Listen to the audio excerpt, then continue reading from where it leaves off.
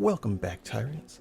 Today I got another discussion video for you. We're going to be talking about why I think Yamato should be joining the Straw Hat crew. And we're going to talk about it in terms of what I think the story is trying to tell us, and just my personal opinion on it and where she fits. Now, this isn't to say anything is set in stone. This is no 100% guarantee. We still have a bunch of different options for who could join the Straw Hat crew. We've seen Carrot, we've seen Momo, possibility of Tama. We have a few different options for who might join, and honestly, none of them could join. We still might be missing a member for a little bit longer. We don't really know. But it's starting to get close to the point where Luffy is reaching the end of his Pirate King journey. So if he's going to pick up a new crew member, I would expect it to be around now. I don't really see it happening anytime, prior to right before they get to One Piece, because that kind of doesn't make sense. So without further ado, let's get into it. Now, the first set of reasons I kind of want to talk about are the fact that pretty much Yamato said, I have to join the crew. And as silly and illogical as that reasoning sounds, it also makes sense. Like, the more you think about it, it's not a valid reason just because she says, well, Odin traveled with Goldie Roger, so I have to travel with you. That's just how that works. Like, that's her initial reasoning for why she needs to be on Luffy's crew. And that makes no sense. That's not real logic. That's just her kind of like thinking out loud, but it also makes sense. You have this person who wants to be Odin, who wants to carry on his legacy, who wants to pretty much embody everything that Odin was. And one of the things that Odin did was he traveled with the greatest pirate of that era and found the secrets of the world. And if Yamato has the idea to be Odin, that's something she has to do. Now, we know Luffy will be the one to find the One Piece, and we know that he's had this miraculous journey. He's been traveling, gathering poneglyphs, doing a lot of the things that Goldie or Roger did. So in a way, it does kind of make sense that, the Odin to Luffy would join and follow him to the One Piece. What we've seen so far, like with the Odin flashback and mostly what Roger was doing, is that, the path that Roger took and the path that Luffy is currently taking are very similar. There's a lot of similarities between what's happening here, so the addition of a character that would fit Odin's profile, being Yamato, makes a lot of sense to me. And the fact that the story just kind of comes outright and says it also gives me that kind of boost to say, yeah, that, it's not a solid reason, but that does make sense. One of the other reasons is that it's because Yamato knows Ace, and there's that connection there between Yamato and Ace, and I think the idea of Ace was originally going to be the one to kind of finish that journey, but now that Ace is gone, it's kind of up to Luffy. And if you look about that a little bit deeper, you can think about it as, how Odin was originally part of Whitebeard's crew, but then he went over to Roger's crew to finish the journey around the world. Well, if you look at Yamato, she was going to join Ace, who was a part of Whitebeard's crew. But now, Yamato could be joining Luffy, who is pretty much the new Goldie Roger. So you kind of have like the newer generations of what happened in the past. The story kind of set it up to where Yamato joining does make sense. And there's also more from that Ace connection that we have to get from Yamato.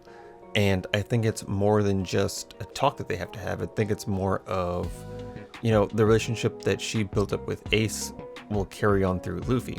Kind of like how Whitebeard and Marco said that Ace's will is carried on through Luffy. I think that the relationships that Ace carried also travel with Luffy. So like, for example, Otama. That relationship kind of rekindles with Luffy where it was with Ace. And I feel like Yamato might be the same way. Now I want to talk about Yamato's strength. And the more and more we see Yamato in action, the more I think that she's, if not stronger than Zoro and Sanji, then on that level. I think that she has a lot of potential in the strength department. And not only have we seen a lot, but we know that's the daughter of Kaido. That's the daughter of the strongest pirate. So we know in her genes, she's got to be packing some strength. And it's possible that Zoro and Sanji might do something that elevates their strength more, but at this point in time, I would put them on the same level as her. Like I would match them all together. Like they would be the monster trio. I think Jinbei, while being strong, I think he's got too many caveats, like being stronger in water than out of water, him not really, changing or developing since he's been introduced. The moves he has are the moves that he's been using the entire time. We know he's got armament hockey. We haven't seen any observation from him. I don't know if that's been confirmed in the data books, but Jinbei just seems to be so stagnant that I can see Zoro, Sanji, and Yamato being stronger, especially over time. Like I feel like they would develop into stronger characters. The same way Luffy at some point was not stronger than Jinbei. So like Luffy at Impel Down, I don't think was stronger than Jinbei. But while Luffy has grown exponentially, I don't think Jinbei really has. So that's why I don't really include him in that monster trio. But yes, I think Yamato is on the same level as Zoro and Sanji right now. And let's just take a look at some of the feats just to see why I think that way. So, one of the first things we see Yamato do is use Thunder Bagua on ulti. And this is ulti in full Zoan form. So she should be durable, she should be tanky, her HP should be at its max pretty much. And she got one shot. Now, ulti wasn't out for a long period of time. Ulti wasn't, completely KO'd, taken out of the entire arc. She was just down for a little bit. But, she was still unconscious. She was bleeding from the mouth. Even after they hit, she was bleeding. And that was at a point in which Luffy needed to go gear forth to deal with her. So that one hit by itself was packing a lot of power. And this was before she was uncuffed. Because if the latest chapter, 996, and the inclinations that she might have a transformation and possible zone fruit are anything to go by, I think it's possible that those cuffs were sea stone cuffs and that they were at some degree holding her back. It's possible that they weren't. Luffy was able to handle them with relative ease, and he didn't mention being weakened by anything, so there's no idea that they're exactly sea stone, but it's just a possibility. But the idea that she could have been being held back is always there. She was able to parry Luffy using Haki, and it was a matter of him using Rio, him using just basic armament, and base form Luffy. So like he wasn't in gear 4th, he wasn't in gear 3rd. And Yamato was still able to parry those attacks. Like she was able to block, she was able to match that strength. And the resounding explosions were causing like shockwaves everywhere. So like the strength match right there is a pretty good indication. I don't think either character was going all out at that point, but they were still putting in some heavy attacks. And they were pretty on par. With the current fight she was having with Sasaki and the Armored Core, what we see is that she's a tank. And she's not necessarily a tank to the level of Kaido or, Big Mom or some of the major characters. She's still a tank. Like she was taking tons of explosions and still putting up a very decent fight. In fact, I think the way Sasaki says it is that if Shinobu and Momo weren't there, it would be a different story for Sasaki and the Armored Core. Like, it wouldn't just be a kind of a dead-end match. It would be Yamato taking care of business. But since she has essentially baggage, she's kind of at a disadvantage. And the fact that the Toei Roppo have to be sent to capture Yamato is another big thing. The fact that they have to be called for such an important task, and even they mention how important and somewhat daunting it is to capture Yamato, is enough to say, okay, well, she's strong enough to where she needs the 6 strongest headliners to try and find her. That's what's required. And based on what Sasaki was saying, I don't know if just one headliner is strong enough to capture her. Like, for example, I don't see Page 1 being able to capture her by himself. I don't see Ulti being able to capture her by herself because Ulti got one shot, ultimately. I think you need a few of the headliners to capture Yamato, so that kind of speaks to her strength. And the last thing I want to say about her strength is that she's been launching these devastating airstrikes with her club, and the amount of power she has packed behind that is insane.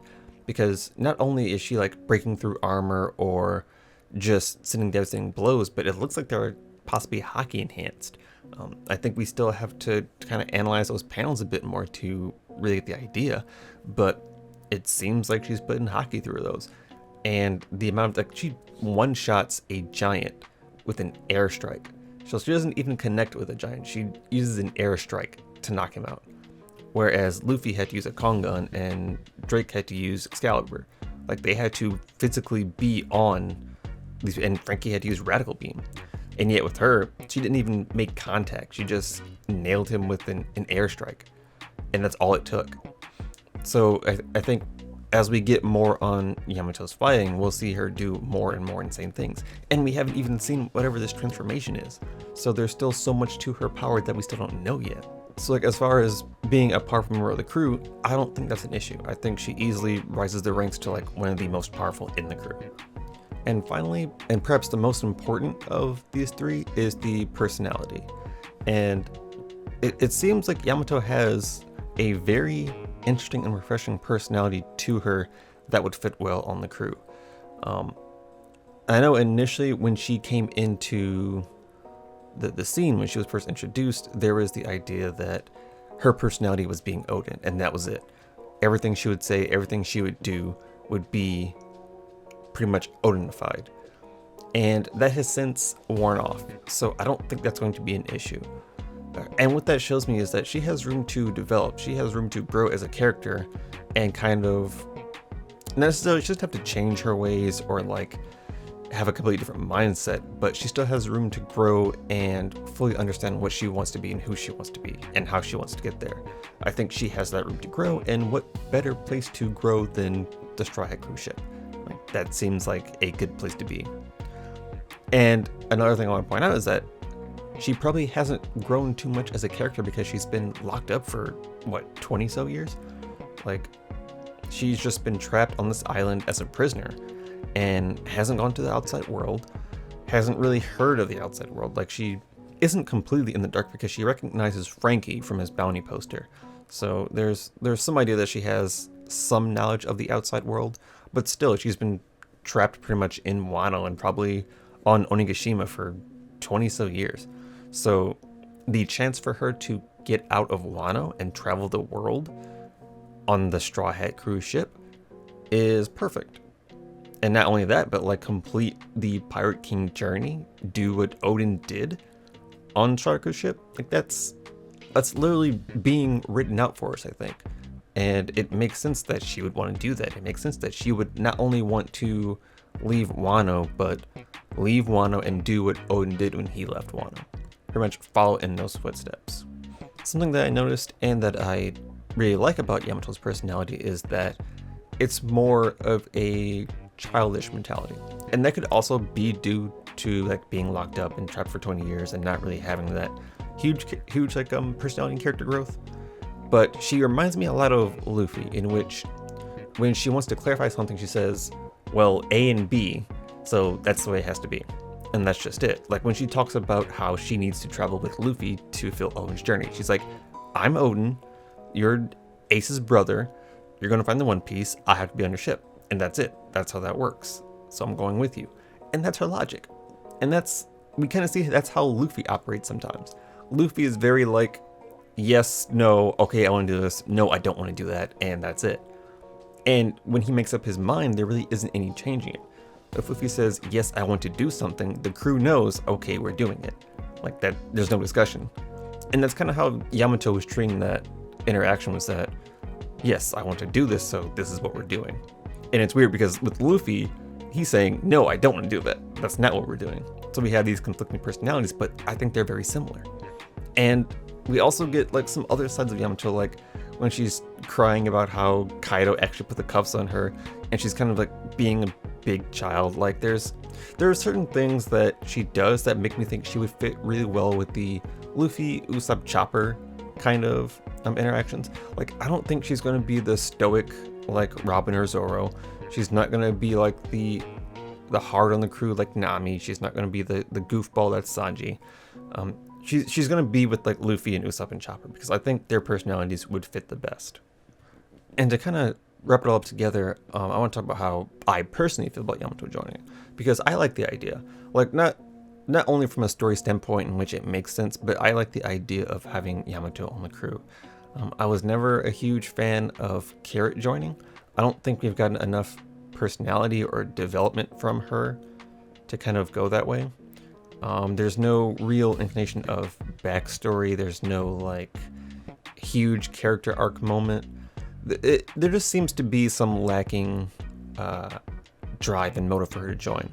I think the biggest thing is that she wants to view the world, which obviously getting on the Straw Hat Crew ship is one of the best ways to do that, but I don't think that's enough motivation. I mean, a lot of people want to see the world, but that doesn't necessarily mean they join. And I think Carrot has more responsibility to herself that she wants to kind of follow in Pedro's footsteps, in that when it's her turn to help the Straw Hats, she'll be there, but she's not going to be there until it's her turn. Like, that's kind of what Pedro did. Pedro wanted to go with the Pirate King, but he said, no, it's not your turn yet. You have to wait.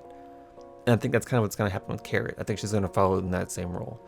Yamato, on the other hand, there's a lot of history that we can get from Yamato that will build an engaging story. We have her history with Ace. We have her history of being trapped for 20 years. You know, we have the history of just how she was raised under Kaido and possibly whoever her mom was. There's a lot of history we can glean from there, and it's not a pretty history. Like, I think the point she's at now is probably one of the better points of her life if it's anything to go by. Considering how she said Kaido used to beat on her for wanting to be Odin, considering how she was trapped, considering how she couldn't do anything to stop the execution, considering that pretty much a lot of her life was struggle, her being able to go with Luffy kind of gives her that freedom. And I think that will be refreshing for development. I think that'll be refreshing just for like a character standpoint of all the characters kind of interacting with one another. I think she fits really well in the crew as far as being interactable, being social. I don't think she would be dead weight on the crew. One of the biggest things that I like about Yamato is that we're starting to see more from her already. Like, we're starting to see her not only declare that, you know, she aspires to be Odin and she aspires to carry in Odin's footsteps, but she knows that she's still Yamato. You know, we recently had her say that, so I introduced myself as Odin, but I also go by Yamato. And I think what we've been seeing her do now is more of her being herself and following in Odin's footsteps rather than being Odin. When she says she won't leave Shinobu and Momo, she says that's not something that Odin would do. She doesn't say, I'm Odin, so I'm not doing that. She says, Odin wouldn't do that, so I'm not going to do that. So I think we're starting to see a change in which she's not just saying she's Odin. She's saying she wants to be like Odin. She wants to follow Odin's footsteps. She aspires to be like Odin. And that's interesting growth. And that's changed from how we first saw her. And it's been a relatively short amount of time. And that was one of the biggest gripes I had with her character, was that she was just trying to be Odin the entire time. But the fact that she still has the mentality to be herself, I really like that. And I think that right there is what makes me want her to join the crew. The fact that she has the ability to change mentality and develop in a small amount of time means that within like her joining and the end of the series, we could get a fully developed character. And that's what I really hope to see, and that's why I would like her to join, personally. But as I stated before, I think the story is also pointing in that direction. But yeah, please let me know if you guys agree, you disagree. Drop a comment down below. Feel free to like, dislike, subscribe, and I'll catch you guys next time. Bye.